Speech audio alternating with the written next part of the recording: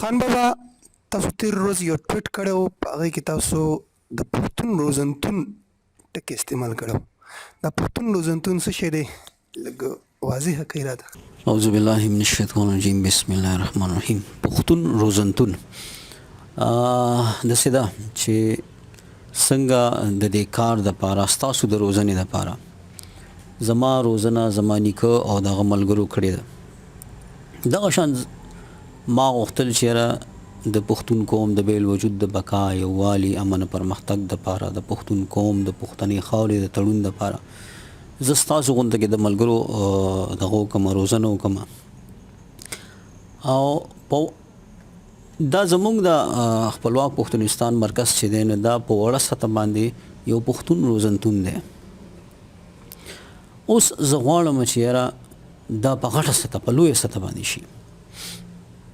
یو داسې پښتون روزنتون چې د هر قبیلې د هر پښتني سیمې چرته هم چې پښتانه دي چې هغوی که خپل بچي یا په خپله هلته راتلل غواړي 2-3 میاشتې هلته تېرول غواړي او د پښتون قوم د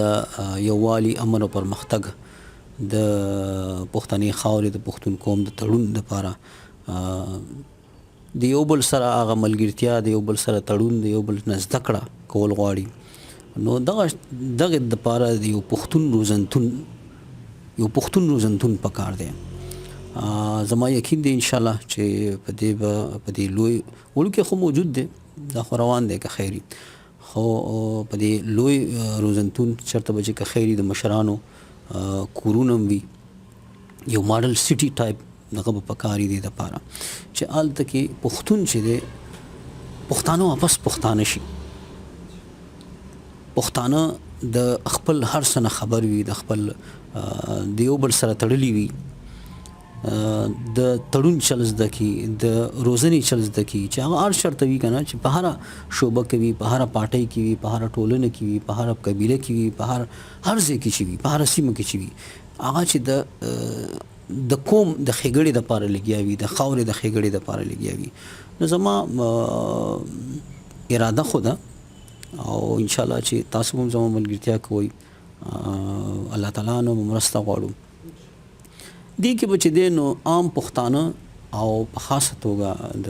شتمن پښتانه چې دی د دوی به ډېره مرسته پکار وي، د دوی به ډېره ملګرتیا پکار وي. نو امید دره به دی چې دا یو اراده به چې دی نو هغه عملي ګام ته دغه شي. وړوکې سطح خو دا روان دی د 14 کالو ده.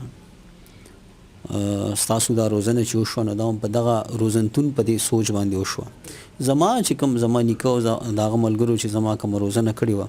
ما هغه تاسو ته درکړه. زه غواړم چې یاره په دې قوم کې کم ډېر په زرګونو داسې پښتنو روزنه وشي چې هغه بیا په خوا و شا کې د خپلو خلکو د دې روزنه کوي، د دې قوم او د دې خاورې تړون سبب جوړ شي، د یووالي امن او پرمختګ سبب جوړ شي او بلکې دا یو سلسله روانه وي. نو په غټه سطح به دې دپاره دغه پکار وي، مالی مرسته به پکار وي، نور دغه جاني مرسته به پکار وي چې په دې کې مشران به پکار دی چې هلته کې ستوګ نه وکړي. نو دې سیس ته به ډېر لوی دغه ورکول غواړي. دا داسې د وړوکې خبره نه ده، د زړه په وینو به کېږي دا کار. او زما امید دی چې څنګه چې دا وشو که خیري ستاسو دا روزنه وشوه نو زما یقین دی چې هر کال به د ډیرو خلکو چې دی د ډیرو پښتنو ځوانانو دغه چې دی روزنه به کېږي. هلته کې به پښتانه راځي، هلته به کینی پاسي، د یو بل د حالاتو نه به خبرېږي، د یو بل سره به دغه کوي. دا به کوشش کوو چې یاره خواوشا لسه تجربه ځای وي، هغه کې چې دی نو د میلمنو ځای وي، هغې کې چې دی نو د دغه ځای وي، د هلته کې چې کوم ستوګ نه کوي، کوم مشران دي، کوم دغه دي که نه. غواړم چې په هغې کې څومره هم چې دغه دي چې مشران دي چې هغوی ته موږ ځای ورکړو چې یاره ته خیر دی کله کله راځه خو هلته راځه چې تا سره خلک کیني پاسي او یو قسم له تا سره لیدل کېږي دغه کېږي او ته د هغې روزنه کې په هغه روزنه کې په کار راځي. نو